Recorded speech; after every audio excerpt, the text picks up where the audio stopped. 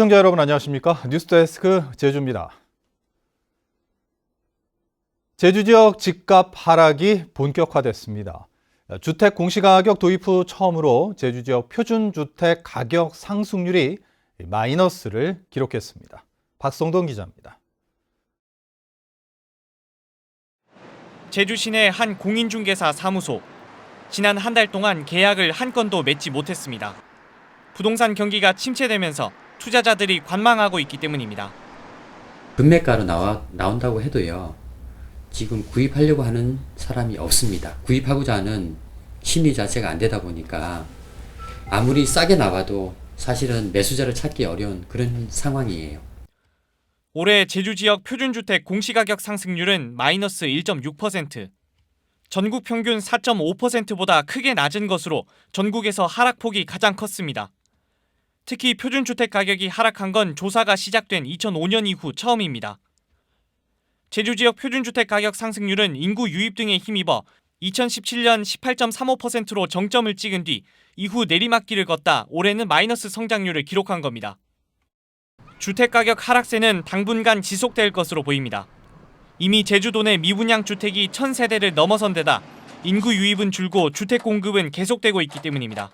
동부공원 쪽에서 그 LH가 상당 부분 그 임대 아파트라든가 이런 주택들을 공급을 할 예정이고, 그리고 정부의 부동산 정책이 이렇게 강화됨으로 인해 가지고 구매력은 이렇게 감소하고 있습니다. 부동산 경기 침체가 장기화될 것이라는 우려 속에 건설업체의 줄도산이 현실화되는 것은 아닌지 우려되고 있습니다. MBC 뉴스 박성동입니다. 제주시 연동과 노영동 중심가의 차도폭을 줄이고 승용차 운행을 금지하는 방안이 추진됩니다. 제주도가 고시한 도시교통 정비 계획에 따르면 올해부터 2023년까지 제주시 연동 사거리와 노영 5거리 사이 노연로 1km와 메종글래드 호텔과 사무공원 사이 신광로 480m의 왕복 4차선 도로를 2차선으로 줄여 보도와 자전거 도로를 만들고 버스와 택시만 다니는 대중교통 전용지구로 운영됩니다. 하지만 퇴근 시간대 차량 속도가 시속 6km에 그치고 드림타워가 개장하면 교통량이 더 늘어나 논란이 예상됩니다.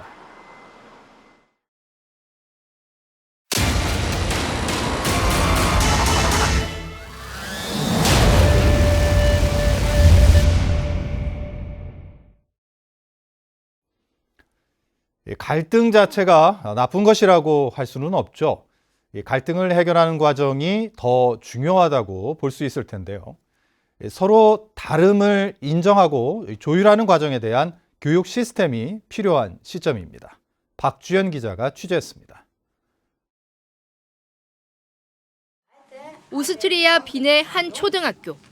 학생 수 15명인 이 학급은 학년도 서로 다르고 학생 중 3명은 장애를 갖고 있습니다. 그런데 학부모들은 이 학급에 자녀를 보내려고 합니다. 어릴 적부터 다름을 인정하는 것을 배우길 원하기 때문입니다.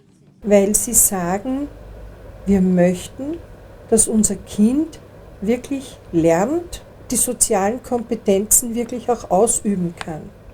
Und zwar so, wie sie auch im späteren Leben dann gelebt werden sollen. 오스트리아는 14살이면 모든 학교에서 정치 교육을 합니다. 정치적 현안을 주제로 학생들이 서로 토론하며 조율하고 타협해 합의점을 이끌어내는 과정을 배우는 겁니다. 이 같은 교육 시스템은 민주 시민으로서의 역량을 키우고 공동체로서의 연대 의식도 강화합니다. Haben Sie ständig irgendwelche Berichte über Verhandlungen zwischen Gewerkschaft und Dienstgebern, über auch Probleme, die es dabei gibt, aber auch am Ende des Tages eine Einigung zwischen beiden. Das heißt, es wird tagtäglich vorgelebt, dass es funktioniert. Und ich glaube, das ist eigentlich das, was es ausmacht. 문재인 정부의 국정과제 중 하나도 민주시민 교육 활성화입니다. 오는 2022년부터 사회 갈등을 예방하기 위한 민주시민 교육을 개별 과목으로 신설할 계획입니다. 이를 위해 유치원부터 고등학교까지 민주시민 교육을 필수 과목으로 편성하는 것을 골자로 한 법안도 발의됐습니다. 민주시민으로서 상대방의 의견을 존중하면서 갈등을 좀 최소화하고 그걸 통해서 공동체의 이익과 선을 위해서 서로 합의하고 타협할 수 있는 또 학습을 할 수 있는 그런 기회가 제공될 것이다. 제주도 교육청도 민주시민 교육을 강화한다는 방침이지만 정식 교과 과정에는 반영되지 못해 사실상 학교 현장에서 적용되지 못하고 있습니다. 내 의견과 다르면 악으로 치부하는 풍토, 어쩌면 경쟁 위주의 한국 교육 방식의 탓일 수도 있습니다. 성숙한 토론 문화를 통해 합의를 도출해내는 민주 시민으로서의 자질을 키우는 교육 과정이 절실합니다. MBC 뉴스 박주연입니다. 현대자동차에서 전기차 판매를 늘리기 위해 차량 구매자에게 무료 충전 카드를 제공했는데요. 소비자들이 일부 충전기에서만 무료 이용할 수 있다는 사실을 모른 채 쓰다가 요금이 부과되자 불만을 제기하고 나섰습니다. 시청자 제보 뉴스 김항섭 기자입니다. 재작년 6월 현대차에서 전기차를 구입한 문시흥 씨. 성능도 마음에 들었지만 2년간 무료 충전 카드를 주는 혜택도 차량을 선택한 중요한 이유였습니다. 그런데 지난해 4월부터 집 근처 새로 생긴 충전기에서 충전을 하자 요금이 부과되기 시작했습니다. 당연히 무료인 줄 알고 지나치다 7개월치 요금 90만 원을 한꺼번에 내야 하는 형편이 됐습니다. 카드가 그냥 되니까 난 되는 줄만 알았죠. 뭐 딴 게 없어요. 그래서 계속 충전한 거예요. 황당하죠. 지금 이거 그냥 통과까지 쓰는 거 카드 하나 공짜 만들어주고 그냥 통과까지 쓰는 거랑 마찬가지 아니에요. 이거는. 같은 대리점에서 전기차를 구입한 이경일 씨도 무료 충전 카드로 전기차를 충전하다 요금 고지 문자를 받고 깜짝 놀랐습니다. 일부 전기차 충전기만 무료로 이용할 수 있는 카드였지만 카드에 별다른 표시가 없는 데다 발급 당시 구체적인 설명이 없었기 때문입니다.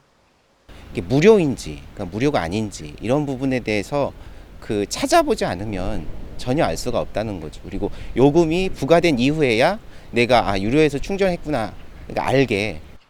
현대차에서 발급한 충전카드로 무료 충전이 가능한 곳은 도내 충전기 3,000여 기 가운데 환경부와 한국전력 등 3곳에서 운영하는 500여 기 뿐입니다.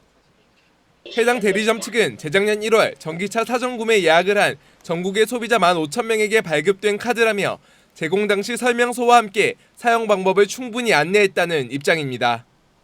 고객분한테 카드 드리면서 아무 충전기나 쓰시면 안 됩니다. 말씀드렸거든요. 본인 것이라고 생각할 수가 없을 것 같으면. 하지만 어디서든 무료로 충전이 가능한 카드인 줄 알고 사용하던 소비자들은 설명서는 받은 적도 없다며 업체 측이 판매 실적만 높이려고 소비자를 우롱한 것이라고 불만을 터뜨리고 있습니다. MBC 뉴스 김항섭입니다.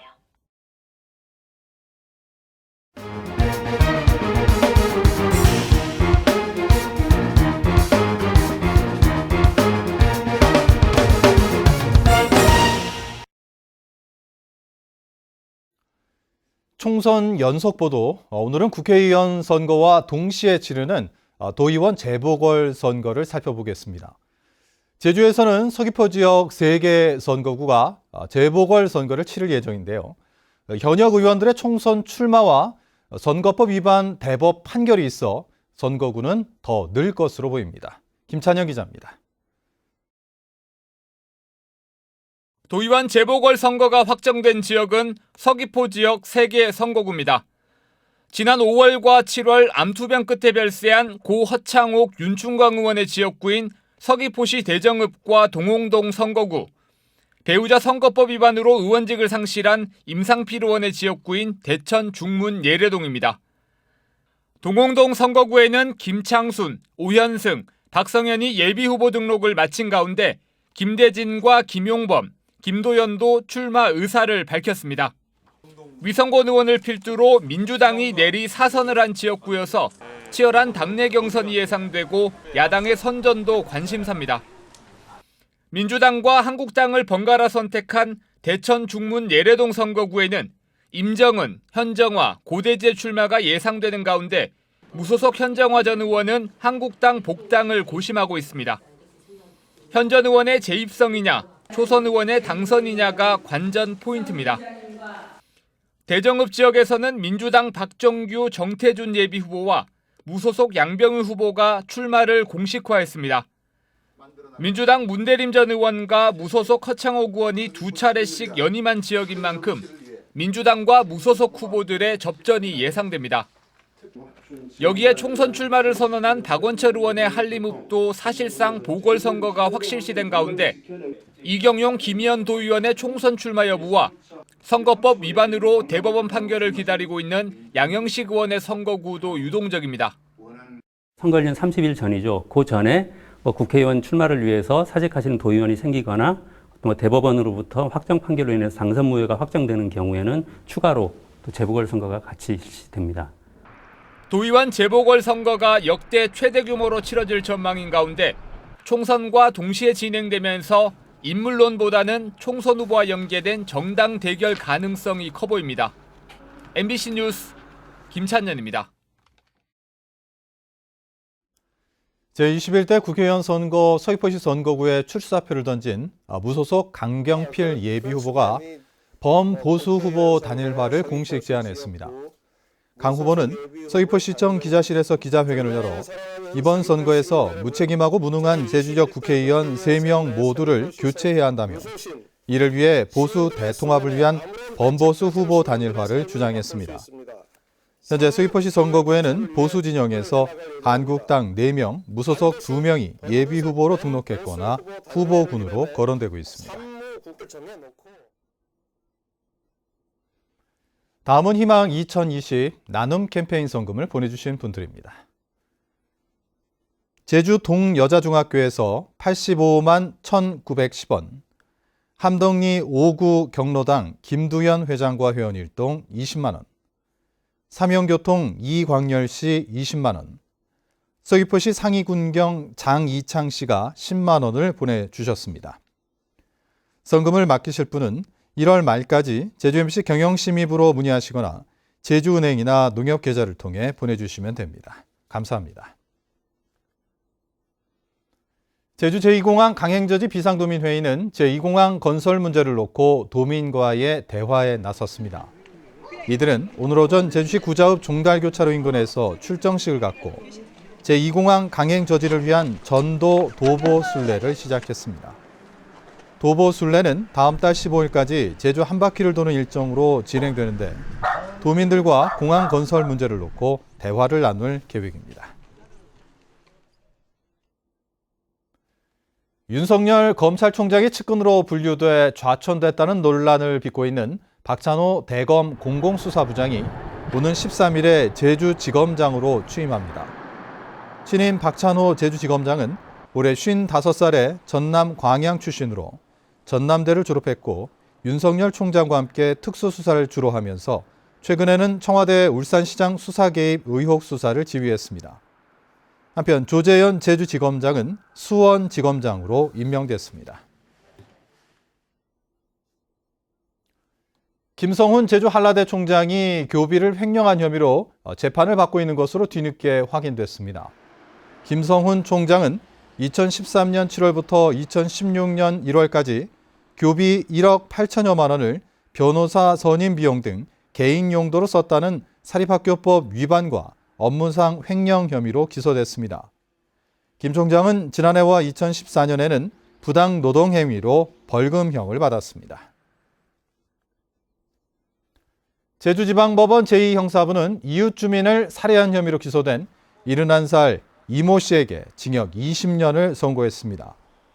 이 씨는 지난해 9월 제주시 아라동 한 아파트 입구에서 46살 한모 씨가 반말을 하면서 자신을 무시한다며 말다툼하다 흉기로 찔러 살해한 혐의로 기소됐습니다. 재판부는 사소한 이유로 이웃을 잔혹하게 살해하고 달아나는 피해자를 쫓아가는 등 죄질이 가볍지 않다고 밝혔습니다. 반려견의 항생제를 주사하는 등 불법 진료 행위를 해온 동물 판매업소에 대한 경찰 수사가 이루어집니다. 제주시는 제주시 내 모 동물 판매업소에서 수의사 처방이 필요한 동물용 의약품인 항생제를 반려견에게 투약하는 등 불법 진료 행위 정황이 확인됨에 따라 제주 서부경찰서에 수사 의뢰하기로 했습니다. 현행법은 수의사가 아니면 동물을 진료할 수 없도록 돼 있어 위반하면 2년 이하의 징역이나 2천만 원 이하의 벌금에 처하도록 돼 있습니다. 제주 4.3 평화재단이 4.3 피해자들을 위한 트라우마 센터 운영 사업에 본격 착수했습니다. 제주 4.3 평화재단은 4.3 생존 희생자와 유족, 전문가 등 7명을 트라우마 센터 자문위원으로 위촉하고 김문두 광역정신건강복지센터장을 위원장으로 선출했습니다. 자문위원들은 센터 설립을 위한 공청회를 개최하고 센터 건물 확보 방안 등을 논의해 나가기로 했습니다. 뉴스데스크 제주를 마칩니다. 시청해주신 여러분 고맙습니다.